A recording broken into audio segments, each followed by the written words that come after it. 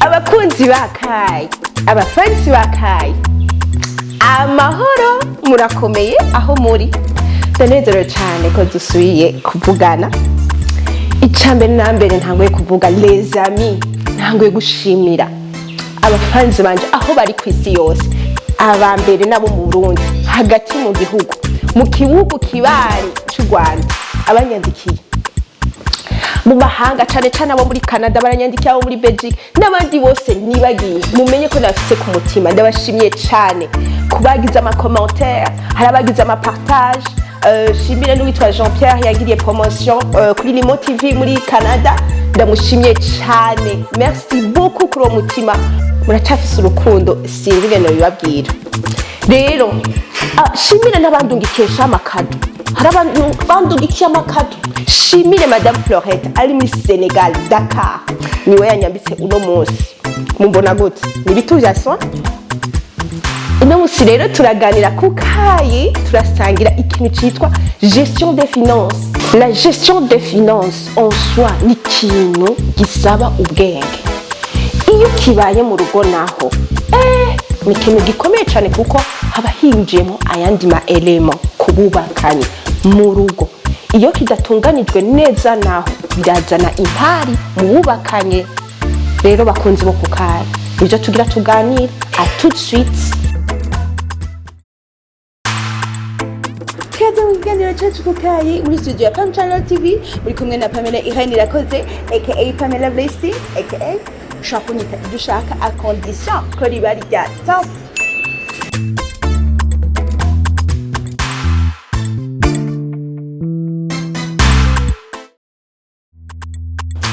Émission ni ku Kaze, turagasangira nande rero uno munsi fise abantu ba soin. Muri iyi minsi ni haraje ibintu vya soin gusa. Ndi kumwe na Madame Elfriede,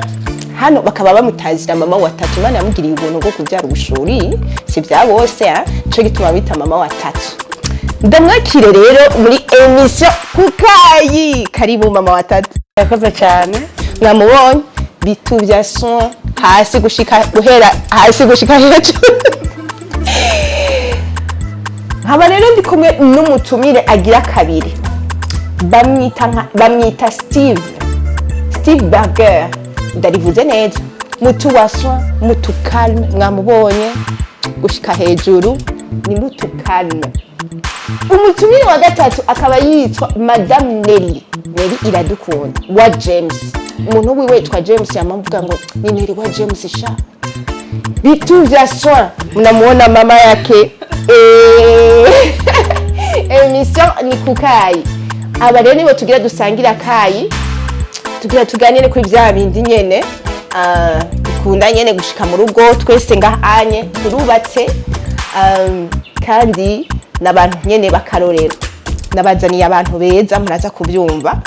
La gestion des finances nkuko nabivuze muri introduction ni ikintu gikomeye cyane. Iyo kigeze mu rugo ni kindi kintu. Nico gituma rero uno munsi tugira tubiganire nko bari mu rugo, ingene babigenza, ingene bavyiyumvira ko nico bobwira abandi. Reka mbere kuri Madame Elfriede, urakomeye? Komeye cyane cyane. Bagutse no munsi kuri émission ku Kaze. Natewe iteka. Ya, ego none ndashaka kukubaza. Burya mu rugo kubera barakunda kutubwira ngo umukenyezi niwe muzezwanzu. Ego hajya mu rugo ibintu byerekeye gestion des finances biraba harugo biraba kuruta uwundi. Murakoze cyane. Tumuze ikintu cerekeye ubutunzi mu rugo turabibona cyane ko ari amafaranga. Umuntu avuze ubutunzi mu rugo directement umuntu acabona amafaranga. Tumuze rero ibintu by'amafaranga mu rugo, murabizi urugo sugu umuntu, urugo n'urwo abantu babiri. Urugo rero rw'abantu babiri,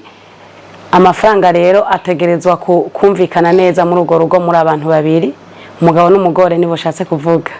Abana ntituko turabashiramo cyane naho nabo nyene bazamwe. Mugabo nibaza ko no munsi tuza gushimikira ku mugabo n'umugore nibo bajeje ibintu by'amafaranga mu rugo. Reka mbaze na Steve, haruwo umubona byo babiraba kuruta uwundi. nk'ubu bidakoreshejwe neza ninde baraba cyane. Jewe uko nobivuga tuvuze kwanza ubutunzi, je mbona ubutunzi bwo mu rugo harimo n'abana, harimo ivyo muba mufise byose. Nukuvuga ngo uvuze ngo ubutunzi, amafaranga, amahera n'ivyo muba mufise,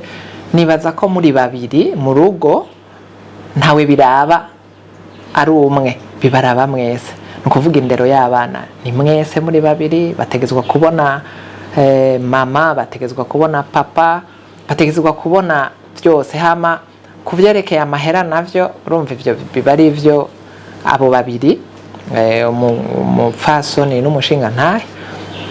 ni ibintu bategezwa kwicarana bakayaga, si ivy'umuntu umwe. Bibaye ivy'umuntu umwe nibaza ko atana akamaro ko kuba mu rugo. Umuntu wese yoshaka akiberaho akaba uko yahora, ariko barinze babana mu rugo nukuvuga bibaraba bose. Urumva rero nta muntu bashaka guta kwishavu nk'ubu unye bigenze nabi, ntawo boraba ngo uyu mugore niwe yategerezwa kuraba ibintu by'amafinance neza, umugabo niwe yategerezwa kuraba ibintu, nta muntu bo bishirako cyane. Ahanini muri culture yacu kenshi barakunda kubishira ku mugabo canke bakabishira ku mugore, ariko nibaza ko mu rugo ni babiri. Kujya abantu baba babisezeranye mu rugo ni babiri, kuvuga abantu babiri rero bari mu rugo bategezwa kuja inama, ntawe bavuga ngo arabibi, ntawe bavuga ngo abazwa ibi. Nivyo urugo rubazwa umushinga ntahe, niwe mutwe w'urugo,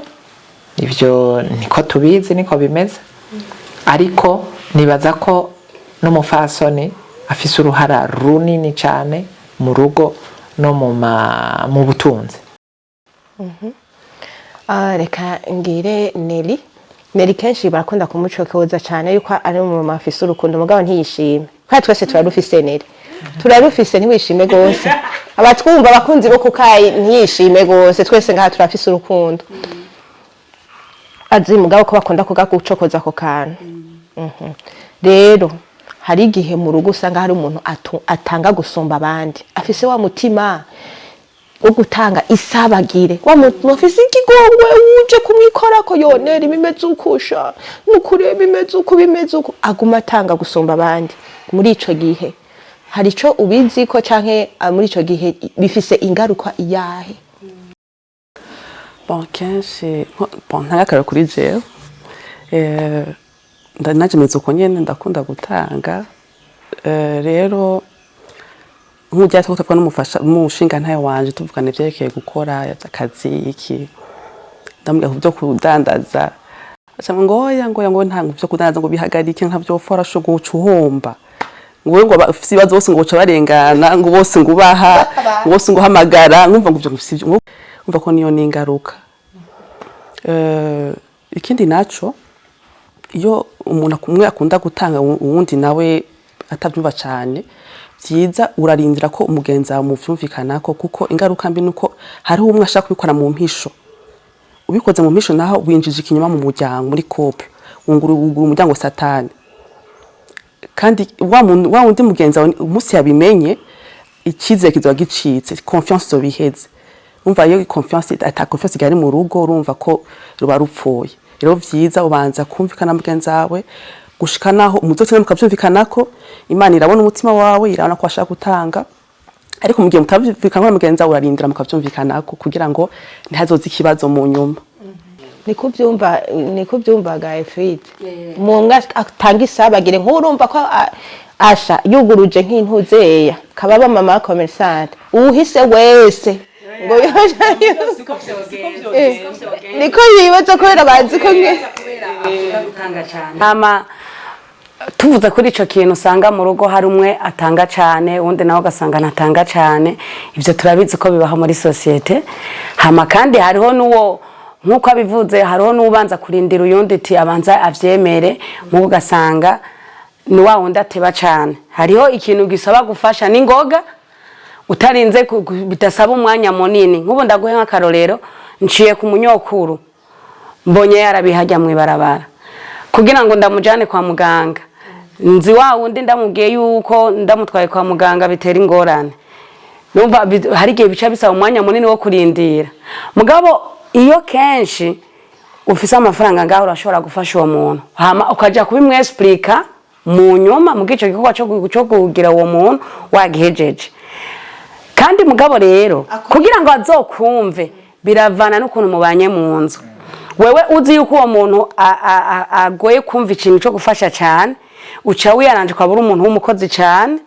abona yuko ukora kandi abona kumwubaha kugira ngo ico gihe niwaza kumusigurira ako kantu wagize kuko ikintu ukora n'ingoga si ikintu kiba ari kinini cyo twara amafaranga menshi cyane kuko igize ikintu gitwara amafaranga menshi cyane aho urumva hari igihe bica bizana ingorane nini ya cyane gose hariho nabo twumva ngo umugabo aca murungika iwabo ngo genda ngo uzogaruka ayo mahero yazanye ngaha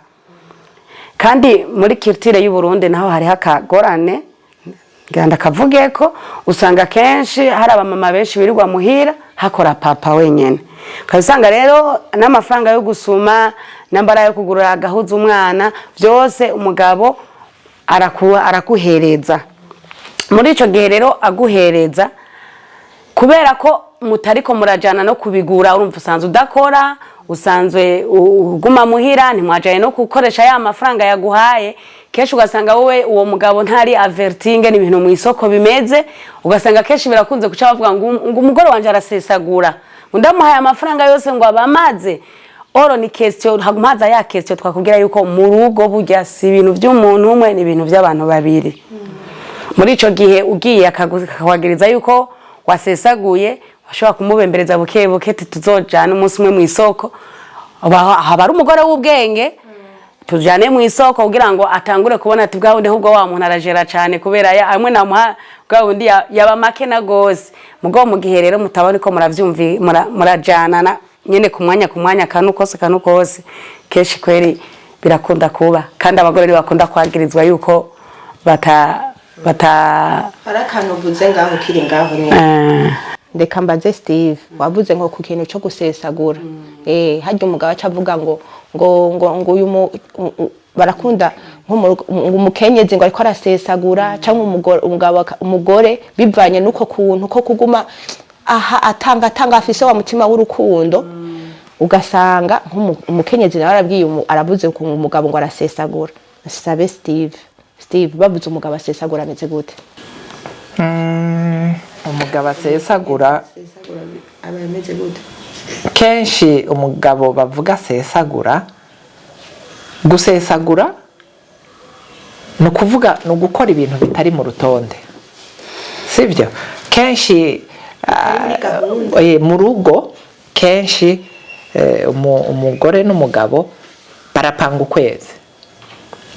bagaharura ati uku kwezi tuzokoresha amafaranga ya tuzosumesha ya nambara amashuri y'abana nambari byose mukabiharura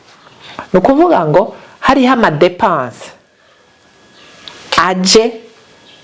atanica avuze bimwe tubona ushobora kubona ikintu ugasanga winjiye muri magasin urabonye ikirato cyiza ugacugura ugaca ubona peut-être isakoshi ya madame nziza ngo ijyayo mubera ugacugura urumva ko turetse mu biya bavuga byo kuja mu kabare n'ibindi aho ubutanguye kuja mu gusesagura kubera n'ibintu mutateguranye n'umufasha wawe nico gituma ashobora kukubwira ati uri kurasesagura bishobora gushika ku mugabo cyangwa bigashika no ku mugore kenshi naho babivuga ku mugabo ariko kenshi bakunda kubivuga ku bapfasoni ko aribo basesagura ngo bakora ibintu bitari mu rutonde aho babitumbereza ku bakenyezi ibyo biva kuki umva ko kitajanye na ca kindi cambere natangura erega hajya nakibajije ndakibona mu rugo biraba nde cyane gusumba kubera kenshi bakunda kubita sinzi ko ari ku bagore sinzi ko ari ako kantu ko kuvuga ngo umukenyezi niwe muzezwa nzu ariko ubu unye sinzi ico babikura ko kuko ubu mbona ibihe bigenda birahinduka kera urabizi kera urazi ko taho usanga umupapa ariko ari mu maranje kera hari amaranje ni hari amapampers ariko urasanga umugabo ariko arahindurira amantuze amakusha umwana iki none ico kintu cyo gituma nabajije kijya kibazo cambe mbega kubera iki ubu naho ikintu cyo gusesagura canke ikosa mu rugo babita ku mugore mu bisanzwe Pame mu rugo mu bisanzwe hariho abantu babiri umwe kenshi haba ari umwe ari très économe n'uwundi dépense kenshi byama byashitse mu rugo rero umwe ari très économe abonye wundi mugenzi we nkaco yimubwira birashobora gutera amakonfi mugabo rero ifo yuko haba ugutahurana wundi ari très économe akamenya ko ti mugenzanje naho adepensa ntiyaje kubera ngo asesagure swa ngo yono itunga ry'umuryango naho wundi ari adepensa ntabone umugenzi we ari très économe ngo ningumye ngo ntaco yikura ngo biki nibiki muhanze turaba amahera mu buryo utandukanye umwe bivanye n'ingene yarezwe n'undi nivanye n'ivyagiye mu buzima hamwe yarezwe abona nyene mutakibazo yifitiye n'undi yavuga ati urazi abona aciye kwa ntuha amahera urazi amajonaraye urumva twese turaba amahera gutandukanye kenshi niho bikunda ku bivanye n'ingene twese dutandukanye nyene kandi bivanye niyo turiko turaja nyene kumwe umwe arashobora kubabona nko par exemple umugabo wa James turamuzi ko ari umuntu akora cyane ashobora kubabona business ko ari muri business mugana utari kurabona business ko ubona offer nayo kwifashiriza abana uri kubona ikintu mutanyishure jewe ntimumvana hamwe kandi ndacerekeza kuri uyu musaza kabisa umusaza mu kinyarwanda n'umuntu nyene yubashwe umuntu ari jeune kenshi bavuze umusaza ngaho umengo n'umuntu ari vyo mugabo umusaza n'akajambo k'icubahiro ko umuntu atuje nyene ko umuntu we mu kirundo umusaza naho bavuga ngo n'umuntu ari vieux aba ari umuntu ari sage ni vyiza rero musaza jewe ndashaka amenye no musi watewe agateka urabona ko kikujwe n'abakenyezi ngaha n'abakenyezi babizigirwa shaka umbwira igituma ico kintu cavuye he cyo iyo habaye ikosa mu kintu cyo butunganywa mu rugo n'ibindi byose kwera iki canke ikintu habaye ikintu cyo gusesagura kwitunga mu muryango bacerekeza ku mukenyezi ico kintu cavuye he gisigura iki bon reka tuje mu buzima busanzwe ingene ibintu bimeze ingene tubona ibintu bon simaze imyaka myinshi mu rugo mugabo iyo mazeyo yose ndabibona no kuvuga ngo reka turabe umugabo n'umugore mu buzima busanzwe kuva bagikura ingene babayeho no kuvuga ngo umufasoni n'umuntu yamashaka gushatsa n'umuntu ashaka agasabuni kamota agaparfa donc yame asa neza iminsi yose no kuvuga ngo no mu rugo niyabona agahuzu keze jo karenganya ni gake turabizi nibikunda afise amafaranga biragoye biragoye hariho ababishobora n'ivyo mugabo biragoye ko akihanganira acabona ati nzoja mu rubanza kwa ntuze ifoko nzoba mberewe sa neza nambaye ikirato ciza kandi akagashati kajanye na ya mahereni na ya coiffure na kagasaka byose akaba yabipanze mu mutwe sivyo mu gihe rero ugiye muri ivyo kenshi rero novuga ko bishikira abafasoni ntitubeshanye nukuri namwe murabizi ntitubeshanye nico gituma rero kenshi gusesagura babirabisha cyane ku bafasoni gusumba ku bashinga ntaye none oya mugabo kuba tugura utuntu dusa neza tuje muri coiffure mbanya gahereni ndagahitane numva umenga ntitwovyita gusesagura kubera umugore burya n'umugabo baba baza aho bageze mu rugo rero je nimba mwisakame yanje fisi 50 nkabona gahereni kabitatu ariko kwera umugabo azocanyagiriza ngo urasesagura kwa gahereni kabitatu oya jewe nhoze Steve ageje ko ntahoza kandi sanze ari byo nka 70% kuko kenshi yaguhaye ibintu mu ntoke mwabiharuye sha harakuntu twebwe ugiye kubiraba uragiye nko ku kazi babandi bazane twa duhuzu twa 3-5 ingahe hewe umukura ku ikiro usanga ikiro cy'itomate ako ibyo bihumbi 3 usuzugura ejo hazoza kandi gasakame usange atewe yareka ntacyo nini niganzora batupume tugira ibiharage n'umuceri wakanga n'agasosi k'intore ntakibazo mugabo urumva kubyo mwapangiye we wamaze kubitoba ukwamaze kubyica kubera iki kandi nibyo mugabo Steve tugende buke buryo urabona yuko tugende buke aho Jesse nabyemeye kubera je ngiye kuraba ahubwo ingene bakunda kuvuga ngo ingene bakunda kwagiriza umugore ibintu byose amafaranga ibintu byose none ndakubaze Pamela kuvuze ngo twebwe ngo turagura uduhereni kwanza ni Steve yavuze ngo tuca duhitana uduhereni ngo gasakoshi erega n'abagabo baradepansa ego reka tugende kuri ba bagabo adashobora gutada ciye kuri comptoir mwarayaharuye mugabo wewe abagabo aho je gituma ndabivuga siko ndabavugira bwe mugabo abagabo hajya barakunda nahi barakunda ashobora kuja kuri comptoir bahuye atana kimwe afise bahura ati yo muze wahora hegasha reka ndaguhe kamwe yo turune kuba demi ibyo birabaho kuba mama hoya reka simi baradepansa mugabo sico kimwe nabo sintangiye abiyanje vugisha ukuri yuko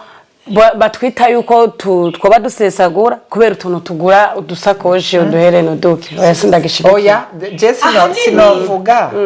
sinashatse kuvuga ko twoca tuvuga ko basesagura navuze ngo ababibona canke n'umushinga ntaye wawe arashobora kuvuga ati wasesaguye kuvuga yase nkane wari ufise mu mufuko wari ufise icyo ugiye kuyakoza canke peut-être yarayubitse yarasyo uzokoresha iminsi nk'ingahe sivyo mugabo urumva uciye uyakoresha ivyo utateguye no kuvuga ngo ejo ni waja kumusaba yandi mafaranga azoca avuga ati bishoboka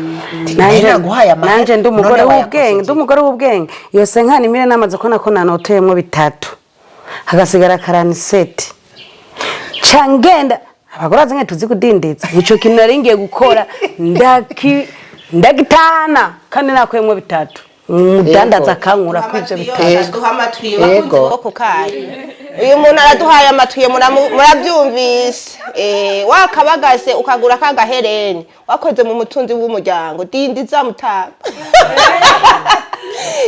reka jewe ngaha ndacara umuntu yabihakanye ngaha yuko utwo duhereni twa bitatu tudatuma usanga buke ugeze ko yakwaduha amatwiyo ukungene ucuza kudindiza kuri marche none byakweri nta yindi ngaruka ihari nta ngaruka ihari muri ibyo bintu ko wishigikiye gose ukaduha n'amatwiyo nishigikiye ariko nariko ndavuga rero yuko gituma nagumye mvuga yuko batotubwira ko dusesagura kubera tuguze uduhereni n'uduki kwari kugira ngo ntagire abazora bakino kiganiro ngo bace bibaza babonye umuntu ariko aragura agahereni bace babona ko asesagura ariko kubigura ni sawa ariko kandi hariho n'izindi katuzi umuntu ashobora kubasesagura bivanye nuko kuntu atakimwe kimwe yihanganira ubu ho byararenze kubera ama réseaux sociaux WhatsApp abantu bose baba bariko barapostinga ibintu byo kugura hariho abagore rero jewe sanzwe ndumudandaza hariho abagore nzi yuko usanga kesha ari no mu madeni misi yose yama mu madeni abonye Pamela apostinze kanzu yime abonye nuze yime ikirazo bijya bintu bigiye kudushikana ugasanga rero yama ari mu madeni ibaze nk'umuntu ashobora gukomanda ikindi kintu ngo kinzanire kandi azi yuko hariho n'uwundi nyene atarariha rero hari biradusaba nubwo dushaka gusa neza niko dukozwe niko tumeze ariko biradusaba gushiramo discipline kandi hategezwa kujamo n'ubwenge Pamela mu bintu byerekeye amafaranga biradusaba kuja mu bwenge hariho umupasiteri wewe yavuze yuko ngo amafaranga avuga umushinga naye yavuze ko mu biharura basanga kaje usanga arayaguhaye twavuze yase nkani miri umugabo arayiguhaye mwavuga inshuke kuyikoza ikitangura kavuga ubwo nyene waravye rero ya master rero ikitangura kwereka kajya gasakoshi nkakuma yavuga Steve ati samitiza ja mu banza gwantuze hari gihe bana kugiye couleur du jour ukaca ufata uwo mwanya nyene ugaca ugenda kugura ico kintu kandi atari byo mwari mwumvikanye. Rero burya rero hariho uruhande rumwe yuko umuntu agura utwo tuntu atari karasesagura n'urundi ruhande rw'umuntu aba ari karasesagura, kandi nakubwiye yuko hategerezwa kujamwo ubwenge. Kamwe natangurirako nimba nkuyemwo bitatu muri ya 50,000 none ndayigarura gute? Nico naringiye kugura nca niyaranje ngene ndaza kukidindiza mpaka ndakirose kandi cari ca 50,000. Mugo hariho ubundi rero ahubwo yokuramwo ivyo bitatu agaca asubira muhira agaca kumugora abwira umugabo wiwe ati burya rero nisanze burya ca kintu sinagiye no kukigura kubera burya nisanze naciye nkuramwo bitatu. Niyo nashitse ahandi basingwa nakibaze yumve ko kuri ya karaniseti bacayamwa aciye agira ruto ntumva ko umugabo acashavura. Aho nuba wabaye n'umuntu w'ubwenge. Bakunzi bo kukaye muravyumvise. Yego yatuvugiye mugabo aratubwiye ikindi kintu habemwo discipline vraiment. Kubera twebwe abakenyezi barakunda abizi ejo ukabona ka kuri statut akandi hamugasanga nta discipline wagize ugasanga muri ya ma finance bari mwategekanije umugambi byamaze kuba urudubi. Mwakumviza ko kano ka discipline hakajemwo n'amadeni utikura niki ugasanga uyibagiye n'abana yuko agahuzo gakeneye guhinduka kubera ata discipline kakana ubuze niko. Mpindukire Madame Neri rero hari igihe usanga mu rugo mwapangiye umugambi ikintu mukavuga ati vraiment twinige kino kintu cyane cyane bakunda kuba nk'umuntu muri ko murubaka nk'inzu hari ibintu buyiniga kabisa si n'inzu gusa hari n'ikindi kintu ushobora kuvuga ati vraiment twinige ati uyu mwana turashaka kuzomusomesha kumwigisha ahantu heza hari ibintu bigusaba hari amarigisi utaba ucipermeta hari ibintu kanaka uba wahevye hakaca haduka rero nk'ingorane singorane ko muteri shaka kuvuga hari ingorane mu muryango hagati udashobora kureka nk'umwana yagwaye canke ikindi kintu canke ikintu cihuta ushobora kuvuga ati ego vraiment dutegerezwa kugira ico dukoze hakaca haza nk'umugenzi kwa kundi ufise umutima nico gituma rega ndabikubajije ko uri mama rukundo cyo ndakagutaziriye kuri mama rukundo urumva ugasanga haraje nk'umuntu je par exemple shaka ko kudedwana imodoka byananiye nkacenza hari umugambi mwakoze na monsieur hari ahantu mugomba gushika kanaka mwamaze gupangira kaca haduka je turavukana yo Neri niko ngira ndedwane ndagusabye ngo ajye mahera n'ukuri yampuzo bukoze canke nkawe ati ho haji idiri kandi badusabye udafise 6 million ntibikunda rero muri ico gihe hari igihe usanga umuntu yatanze nk'amahera ugasanga bakuye muri wa mugambi noneho reka ndeke kuvuga gutyo bigenze gutyo umuntu yovyifatamwo gute gukura mu mahera y'umugambi ni vyiza kuko birakunda gutera impari mu muryango si vyiza na gatonya ikintu nyamukuru ni ko muwaza kwa mwavuganye n'umushinga nayo wawe nico kwanza uraba abo bandi baza mu nyuma ico mwavuganye mu rugo n'uwo mubakanye nico kintu cyambere banza kuguma ko kwanza hanyuma nikibuce gushaka kuja kubaza uwo mubakanye ati naka yambye kunuku